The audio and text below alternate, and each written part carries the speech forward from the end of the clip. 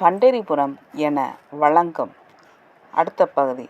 ஒரு சமயம் தேனீக்கள் பல சேர்ந்து கூட்டம் கூட்டமாக தேனை சேகரிக்க பற்பல இடங்களுக்கு தேன் தேடி சென்றன. அந்த தேனீக்களில் எப்படியோ ஒரு தேனீ பாண்டுரங்கனின் ஆலயத்தினுள்ளே சென்று அங்கு பாண்டுரங்கனுக்கு அலங்காரம் செய்திருந்த மலர்களில் இருந்த தேனை எடுக்க, அதன் சிறப்பால் அந்த தேனீக்கும் மனித உடல் கிடைத்தது. முனிவர்களே கேளுங்கள். பாண்டுரங்க க்ஷேத்திரத்தில் இருந்த காகம், அன்னம், கிளி, பாம்பு, தேனீ ஆகிய ஐந்தும் உயர்ந்த பிறவிகளை பெற்றன என்றேனல்லவா? சிறந்த பதிவிரதா சிரோன்மணியும் ஸ்ரீ கிருஷ்ணமூர்த்திற்கு எச்சில் அன்னம் இட்டவளுமான சுசீலைக்கு சுரதன், சுலபன், சுமுகன், சுவிரதன், சுகுரதி என்ற பெயர் பூண்ட பிள்ளைகளாக பிறந்து வளர்ந்து வந்தார்கள். சுசீலை தன் புத்திரர்கள் ஐவருக்கும் நல்ல உபதேசங்களை செய்தும் விஷ்ணு பக்தியை போதித்தும் பாண்டுரங்க வாசம் மிகவும் சிறப்புடையது என்று சொல்லிக் கொண்டும் இருந்தாள். சிறிது காலத்திற்கெல்லாம் சுசீலையும் அவள் கணவனும் பரமபதம் அடைந்தார்கள். அவர்களுடைய பிள்ளைகளான சுரதன் முதலியோர் தங்கள் தாய் தந்தையருக்கு செய்ய வேண்டிய ஈமக் கடன்களை செய்து முடித்து இல்லற வாழ்வில் ஈடுபட்டு இனிதாக வாழ்ந்து வந்தார்கள். அவர்கள் தங்கள் தாயின் உபதேசப்படி இறைவனிடம் மிகவும் அன்பு பூண்டவர்களாய் எந்நேரமும் பகவத் பஜனை, புராண சிரவணம் முதலியவற்றை செய்து கொண்டு முடிவில் மோட்சம் அடைந்தார்கள். முன்பு ஒரு காலத்தில் வித்யாதரன் ஒருவன் கந்தர்வ மங்கை ஒருத்தியுடன் தன் வான விமானத்தில் அமர்ந்து பாண்டுரங்க நாதரின் ஆலயத்தின் மீது சஞ்சரித்து கொண்டிருந்தான். அவர்களை கண்ட க்ஷேத்திர பாலகன் அந்த வித்யாதரனை கொல்ல நினைத்து அவனை நிலத்தில் வந்து விழும்படி இழுத்தான். அப்போது பாண்டுரங்கநாதர் க்ஷேத்திர பாலகனை விலக்கி அந்த வித்யாதரனை கொல்லாமல் இருக்கச் செய்து காப்பாற்றினார்.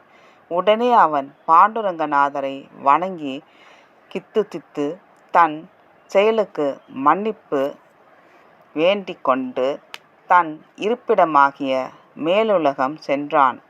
ஆகையால் எத்தகையவரானாலும் பாண்டுரங்க க்ஷேத்திரத்தில் காலடி வைத்தாலே சிறந்த புண்ணிய பயன்களை அடைவார்கள். ஒரு சமயம் வேடன் ஒருவன் காட்டிற்கு வேட்டையாட சென்றான். அங்கு ஒரு மானைக் கண்டு அதன் மீது அம்பெய்தான். அந்த மான் பயந்து கொண்டே பாண்டுரங்க க்ஷேத்திரத்தின் சங்கம தீர்த்தத்தில் வந்து விழுந்தது.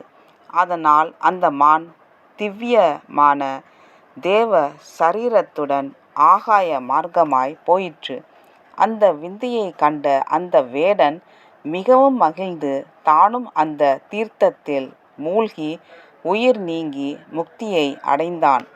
ஆகையால் பஞ்சமமாக பாதகங்களை செய்தவரானாலும் அவர்கள் சங்கம தீர்த்தத்தில் மூழ்கினால் முக்தி பதத்தை அடைவார்கள். பாண்டவர்கள் திரௌபதியுடனும் தௌமிய முனிவரோடும் கானகத்தில் வசித்து வந்த காலத்தில் மிகவும் துன்பப்பட்டு கொண்டிருந்தார்கள். அப்போது சதானந்தர் என்ற முனிவர் அவர்களிடம் சென்றார். அவரை கண்ட பாண்டவர்கள் அவரை உபசரித்து அவருக்குரிய மரியாதைகளை செய்தார்கள்.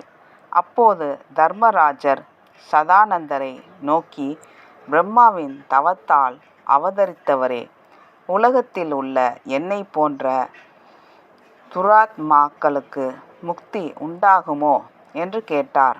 அதற்கு அந்த முனிவர் தர்மரை நோக்கி பாண்டுரங்க க்ஷேத்திரத்தின் பெருமைகளை எடுத்து சொல்லிவிட்டு சென்றார். பிறகு பாண்டவர்கள் பாண்டுரங்க க்ஷேத்திரத்திற்கு சென்று பீமா நதியில் மூழ்கி நீராடி விட்டலமூர்த்தியை கண்டு தரிசித்து மகிழ்ந்து குருக்ஷேத்திரத்திற்கு சென்று ராஜ்யத்தை கைக்கொண்டு ஆட்சி செய்து இறுதியில் முக்தி அடைந்தார்கள். ஒரு காலத்தில் சுசர்மா என்ற துஷ்டன் ஒருவன் மிகவும் கொடுமையான பாவங்களை செய்து கொண்டு வாழ்ந்து வந்தான். அவன் ஒரு நாள் நண்பகலில் தண்ணீர் தாகத்தோடு பத்ம தீர்த்தத்திற்கு சென்று நீராடி தண்ணீரை பருகி தாகம் தணிந்து தன் வீட்டுக்கு சென்றான். சில நாட்கள் கழித்து அவன் இறந்தான். அப்போது யமதூதர்கள் அவனது உயிரை கவர்ந்து சென்று யமலோகத்தில் யமதர்மராஜன் முன்பு கொண்டு நிறுத்தினார்கள். அங்கு வருவோர் போவோரின் பாவ புண்ணியங்களை வகைப்படுத்தி கூறும் சித்திரகுப்தன் அந்த சுதர்ஜமாவினுடைய விஷயங்களையெல்லாம் எடுத்துச் சொன்னான். யமன் சித்திரை குப்தன் நோக்கி, இவன் பத்ம தீர்த்தத்தில் நீராடியவன், ஆகையால் இவன் ஸ்வர்கலோகத்திற்கு செல்ல வேண்டியவன் என்று சொல்லி சுகர்மாவை சிறப்புற செய்தான். அவ்வாறே சுகர்மாவும் விமானத்தில் ஏறி அமர்ந்து விண்ணுலகை அடைந்தான்.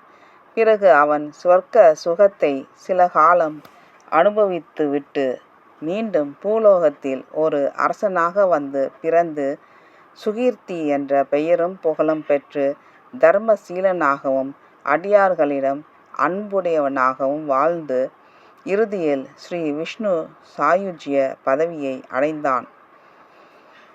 நாரதரே, ஸ்ரீ விஷ்ணுவினால் போதிக்கப்பெற்ற சித்த மந்திரங்களை தியானித்து கொண்டு சித்தேஸ்வரன் என்ற பெயரில் பாண்டுரங்க கஷேத்திரத்தில் வசித்து கொண்டிருப்பேன்.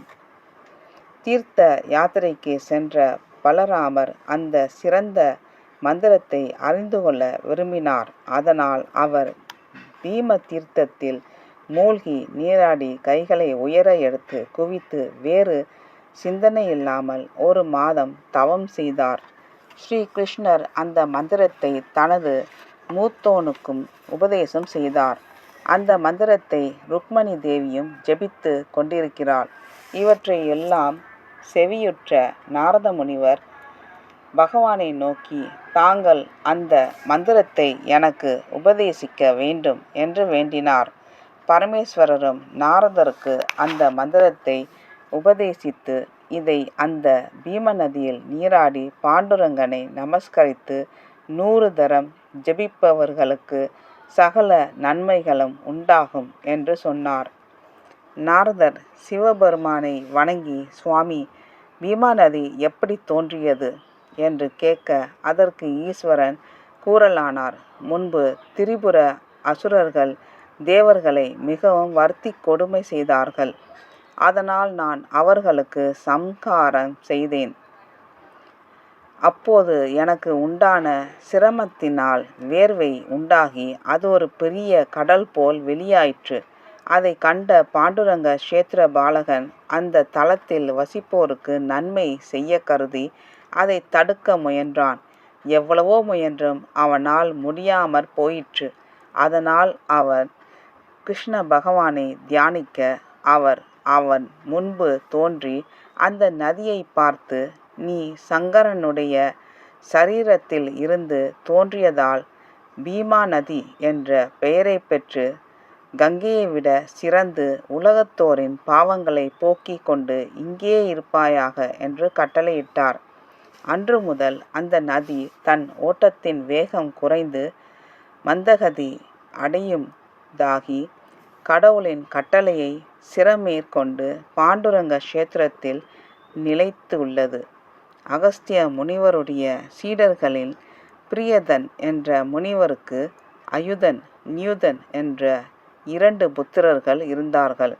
அவர்கள் இருவரும் பக்தியில் சிறந்தவர்களாகி அகஸ்திய முனிவருக்கு தொண்டு செய்து கொண்டிருந்தார்கள். அவர்களுடைய சிறப்பான குணத்தை கண்டு மகிழ்ச்சியடைந்து அவர்கள் இருவருக்கும் நற்குணமுள்ள பெண்களை தேடி திருமணம் செய்து வைக்க வேண்டும் என்று நினைத்து, இவர்களுக்கு தகுதியான பெண்மணிகள் பிரம்மதேவனின் பெண்களேயாவர். ஆகையால் சத்தியலோகத்திற்கு சென்று வருவோம் என்று சொல்லிவிட்டு உடனே புறப்பட்டு சென்று பிரம்மதேவனை கண்டு தம் மனதில் உள்ள எண்ணங்களை எடுத்து சொன்னார். அகஸ்தியர் கூறியதை கேட்ட பிரம்மன், உலகத்திலுள்ள மங்கையர் எல்லோரையும் விட 1000 மடங்கு அதிகமான அளவுடன் பிறந்திருந்த காயத்ரி, சாவித்ரி என்ற 2 பெண்களை அகஸ்திய மாமுனிவருடன் அனுப்பி வைத்தார். அகஸ்தியர் பிரம்மனிடம் விடைபெற்று அவர் அளித்த மங்கையர் இருவரையும் அழைத்து கொண்டு தம் இரு கையை அடைந்தார். பிறகு தம் சீடனுடைய குமாரர்களான அயுதன் நியூதன் என்பவர்களை அழைத்து, உங்களுக்காக கொண்டு வந்த இப்பெண்களை திருமணம் செய்து கொண்டு சுகித்திருங்கள் என்று கட்டளையிட்டார். அவர் அவ்வாறு கூறியதும் அயுதன் என்பவன், நான் இல்லறத்தை ஏற்க மாட்டேன் என்று மறுத்துவிட்டான். அதனால் அகஸ்தியர் அப்பெண்கள் இருவரையும் நியூதன் என்பவனுக்கே திருமணம் செய்து கொடுத்தார். பிறகு தன் மொழிக்கு இணங்காத அயுதனை தம் ஆசிரமத்தை விட்டு வெளியேறும்படி கோபித்து கட்டளையிட்டார். நன்றி, வணக்கம்.